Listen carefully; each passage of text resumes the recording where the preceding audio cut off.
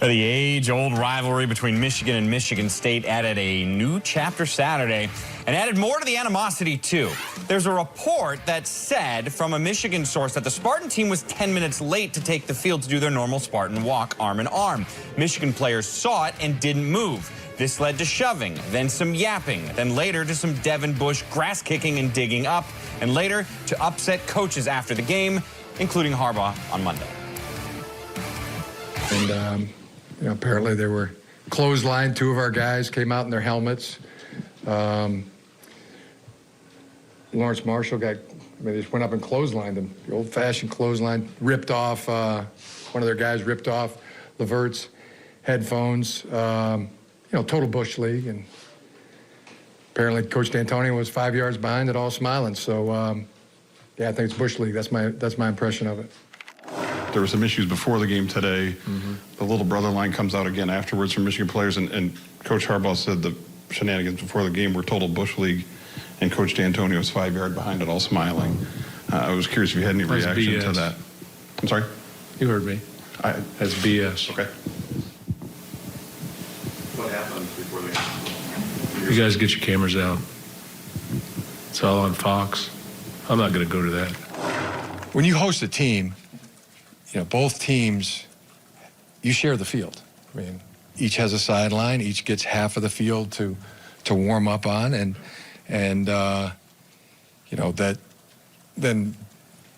Michigan State locked arms and used every inch of the field in their walk to with the attempt of going through or over our guys in a physical manner. So to call that unsportsmanlike or to call that Bush League is putting it mildly. That could have been a real unfortunate incident, and as I said, it's the opposite of BS. Coach said that was BS, but that's not BS. That's fact, and I think it's something now the two athletic directors really need to get together and talk about. But I'll go one step further and use Coach D'Antonio's words from a few years back. It's not a product of the team, but their program. And again, that's using his words, but that could have been an unfortunate deal. And I'm proud of our guys for keeping their cool. And now, we just got a statement from Michigan State telling part of their side of it. They say, among other things, it's never been an issue with this tradition, the 12 years they've done it with Mark D'Antonio. The team was not 10 minutes late, they were 2 minutes late. And Michigan was granted field access before they did this tradition. And multiple MSU staff members asked both Michigan student athletes and staff members to please move off the field before the pregame walk. That did not occur. Now, if you take a step back, and now that we know everything and we've seen it all, it seems like one side doesn't like the other. The other side doesn't like the one side. It's the little brother. It's Bart Simpson walking like this and Lisa Simpson kicking her legs like that. At the end of the day, no one got hurt. Some grass got kicked. It seems like not that huge of an ordeal. Am I wrong? No, I love it. I love it. I mean, this is what rivalries are. Like you said, they don't like each other. The whole big brother, little brother thing. The trash talk before the game, the trash talk after the game. This is great. It's great for the Big Ten. It's great for the rivalry. It's great for really the whole, I think, all of college football. And look, when I got to Columbus, you always had visions of the Ohio State teams that would jump out there and grab down the big blue banner.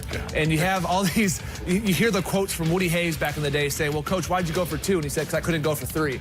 Like, those are classic memories in the rivalry. This is just another chapter to their long rivalry. And listen, all Devin Bush is doing is kicking the grass around. And so if you're a Michigan State player, you go out there, you're fired up, you try to play it, and Michigan went out there and backed it up.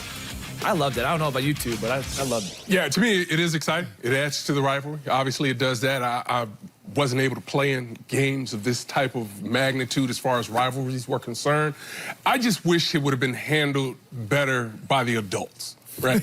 and at the end of the day, that's what it really comes down to, because really, both sides, both coaches are doing exactly what I expect them to do, stick up for your program and your team. Yeah. But somebody has to suggest strongly that, hey, you guys probably shouldn't be out here right now. Or Michigan State, maybe you need to be here on time. There's fault to be laid at the feet of both teams. But as far as the incident and what it's done for the rivalry, I think it's outstanding. Yeah, it's tough for me to comment on this, having coached at University of Miami. This is child's play. But on a serious note, Mark D'Antonio, think about it. He's in there. He's going to talk to his team because that's what I think. Head coach, and Mark's saying, "Okay, I'm going to say, hey, this is seniors last time they played Michigan State to get to the Big Ten championship. We got to beat them." And all of a sudden, this happens, and he says, boy, this just made my pregame talk early. This is exactly what I needed. I don't have to say a word now. And then on the other side, Jim, you know, I get where Jim's probably liking it as guys did this. I mean, deep down, you know, but let it go. Say, hey, we're going to respect the opponent and just kind of let it die. The less they talk about it, I think the better. Yeah, well, 111 meetings. This is what happens with one side and the You're other. looking forward to next year now, huh? Who's not looking forward to next year? The mission accomplished. Both sides are fired up for it.